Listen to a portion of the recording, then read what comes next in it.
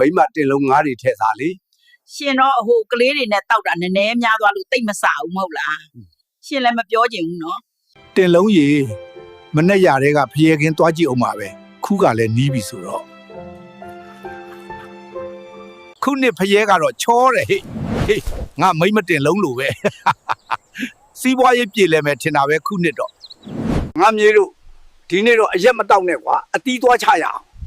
ဟုတ်လို့လားအဖိုးရဲ့ လိုက်ခဲ့စမ်းပါကွာ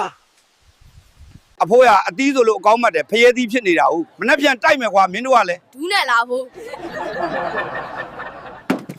မိမကြီးပိုက်ဆံပေးပါအောင်ကွာကူလုတ်ပေးတဲ့ကလေးတွေအရက်တိုက်လိုက်အောင်မယ် တိုက်မဲ့တိုက်ဆိုင်ငယ်နဲ့သာတိုက်ပစ်လိုက်အေးရောအားရှိတောက်ဖို့ပဲတွေးနေအဖိုးကြီး မင်းနဲ့လည်းဖိုးကြီးငါမြေးတွေချကွာငါတော့တိတ်တောက်လို့မဖြစ်ဘူးမင်းတို့အဖွားမလွယ်ဘူးကွာတင်လုံးဟင်းထက်စားလေကွာ ရှင်လည်းအသက်ကြီးပြီးအရက်အရန်တောက်မနေနဲ့ ငါလည်းပင်ပန်းလို့ပါကွာ อืม